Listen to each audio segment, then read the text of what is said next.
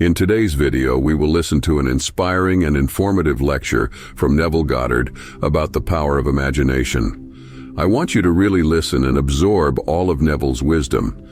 After Neville's lecture, I will break down his message to make it simple enough to understand. So sit back, open your minds and your hearts for wisdom. Ladies and gentlemen, Neville Goddard. Now here is a practical technique. The first thing you do, you must know exactly what you want in this world. When you know exactly what you want, make as lifelike a representation as possible of what you would see and what you would touch and what you would do and physically moving in such a state. For example, suppose I wanted a home, but I had no money, but I still know what I want. I, without taking anything into consideration, I would make as lifelike a representation of the home that I would like, with all the things in it that I would want. And then, this night, as I would go to bed, I would, in a drowsy, sleepy state, the state that borders upon sleep, I would imagine that I am actually in such a house, that were I to step off the bed, I would step upon the floor of that house. Were I to leave this room, I would enter the room that is adjacent to my imagined room in that house.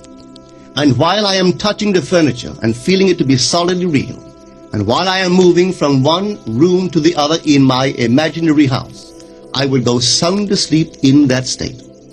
And I know that in a way I could not consciously devise, I would realize my house. I have seen it work time and time again. If I wanted promotion in my business, I would ask myself what additional responsibilities would be mine were I to be given this great promotion. What would I do? What would I say? What would I see? How would I act? And then in my imagination, I would begin to see and touch and do and act as I would outwardly see and touch and act were I in that position. If I now desired the mate of my life, were I now in search of some wonderful girl or some wonderful man, what would I actually find myself doing that would imply that I have found my state? For instance, suppose now I was a lady. One thing I would definitely do, I would wear a wedding ring. I would take my imaginary hands and I would feel the ring that I would imagine to be there. And I would keep on feeling it until it seemed to me to be solidly real.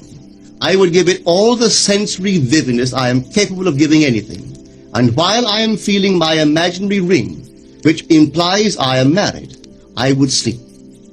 This story is told us in the Song of Songs, or the Song of Solomon. It is said, "At night on my bed, I sought him whom my soul loveth. I found him whom my soul loveth.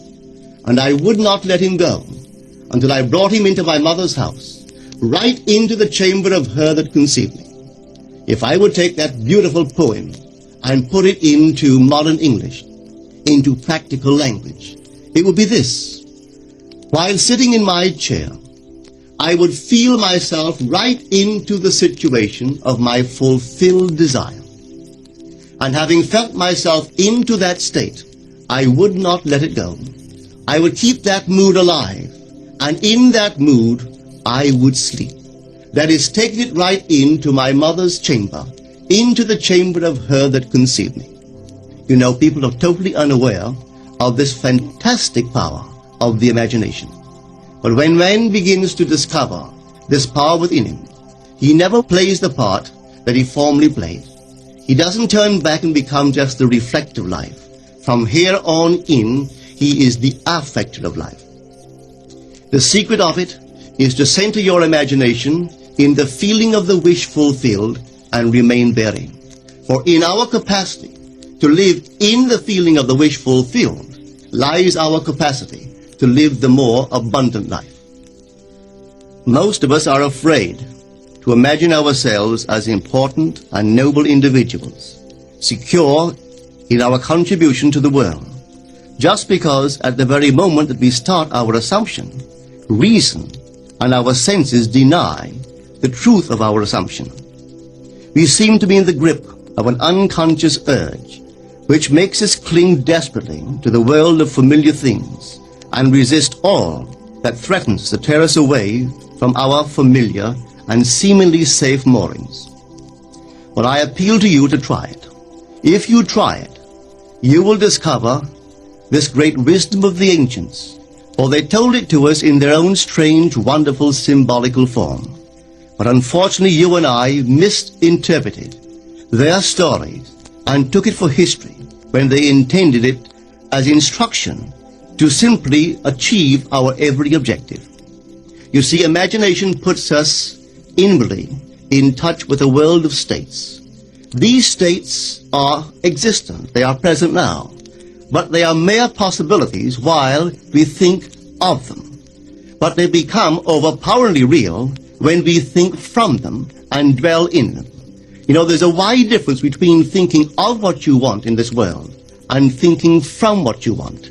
Let me tell you, when I first heard of the strange and wonderful power of the imagination, it was in 1933 in New York City. An old friend of mine taught it to me. He turned to the 14th of John, and this is what he read. In my Father's house are many mansions. If it were not so, I would have told you. I go to prepare a place for you. And if I go and prepare a place for you, I will come again and receive you unto myself, that where I am, there ye may be also. He explained to me that this central character of the Gospels was human imagination. That mansion was not a place in some heavenly house, but simply my desire. If I would make a living representation of the state desired, and then enter that state and abide in that state, I would realize it. At the time, I wanted to make a trip to the island of Barbados in the West Indies, but I had no money. He explained to me that if I would that night, as I slept in New York City, assume that I was sleeping in my earthly father's house in Barbados, and go sound asleep in that state, that I would realize my trip. Well, I took him at his word and tried it. For 1 month, night after night, as I fell asleep, I assumed I was sleeping in my father's home in Barbados. At the end of my month, an invitation from my family came, inviting me to spend the winter in Barbados. I sailed for Barbados the early part of December of that year. From then on, I knew I had found this Savior in myself. The old man told me that it would never fail. Even after it happened, I could hardly believe that it would not have happened anyway. That's how strange this whole thing is. On reflection, it happens so naturally. You begin to feel or to tell yourself, well, it would have happened anyway, and you quickly recover from this wonderful experience of yours. It never failed me if I would give the mood, the imagined mood, sensory vividness. I could tell you unnumbered case histories to show you how it works, but in essence, it's simple. You simply know what you want. When you know what you want, you're thinking of it. That is not enough. You must now begin to think from it. Well, how could I think from it? I am sitting here, and I desire to be elsewhere. How could I, while sitting here physically, put myself in imagination at a point in space removed from this room and make that real to me? Quite easily. My imagination puts me in touch inwardly with that state. I imagine that I am actually where I desire to be. Now, can I tell that I am there? There is only one way to prove that I am there. For what a man sees when he describes his world is as he describes it relative to himself. So what the world looks like depends entirely upon where I stand when I make my observation. So if, as I describe my world, it is related to that point in space I imagine that I am occupying, then I must be there. I am not there physically, no, but I am there in my imagination, and my imagination is my real self. And where I go in imagination and make it real, there I shall go in the flesh also. When in that state I fall asleep, it is done. I have never seen it fail. So this is the simple technique on how to use your imagination to realize your every objective. Now that we have heard Neville Goddard's view on the importance of imagination, let's break down what he meant in his lecture to make it understandable by pointing out the critical parts. Let's first start with the subject of clarifying desires. Neville emphasizes the importance of knowing exactly what you want in life. This is the starting point of the manifestation process. It's like having a destination before embarking on a journey. To manifest anything, you must first know precisely what you want to avoid confusion within the universe. You can't be vague with what you want. Next, Neville emphasized the importance of creating a vivid mental picture. See, your imagination is like an artist's canvas, and your desires are the paints. Neville encourages you to create a vivid mental picture of your desires. Visualize them in great detail using all your senses. See, touch, taste, smell, and hear as if your desires are already here. Now comes the crucial part. The visualization has to feel as real as possible. Feeling it real is where the true magic lies. Like drifting into a daydream, you must enter a state bordering on sleep. Feel the emotions of fulfilling your desires as if it's happening right now. Embrace the joy, the excitement, and the gratitude. You must persist in the mood and not let doubts or distractions pull you away from this powerful state. Persist in the mood of wish fulfillment, just like watering a seed, nurturing it until it grows into a strong, healthy plant. Neville believed that the power of imagination is the real power. It connects you to a world of infinite possibilities. Thinking from your desired state shifts your entire perspective, shaping your reality from the inside out. Neville also spoke on the importance of trusting the process. You have to trust the process. When you let go of any attachment to the outcome and have faith in your imagination, you allow the universe to conspire in your favor.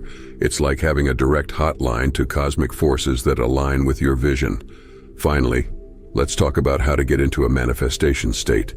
Neville states, as you drift off to sleep each night, maintain the feeling of wish fulfillment. Surrender to the dreamy realm of imagination, where your desires become real. This is the bridge between the inner world and the outer world. And there you have it. The key to manifestation is imagination. Unlock the doors to your desired reality with this mighty key, and you'll witness the transformation of your life.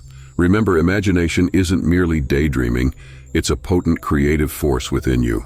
You can mold your reality by focusing your thoughts and feelings like a skilled magician. So dare to dream big, and let your imagination paint the masterpiece of your life. I hope this interpretation captures Neville Goddard's emphasis on the power of imagination as the key to manifestation in a relatable and easy-to-understand manner.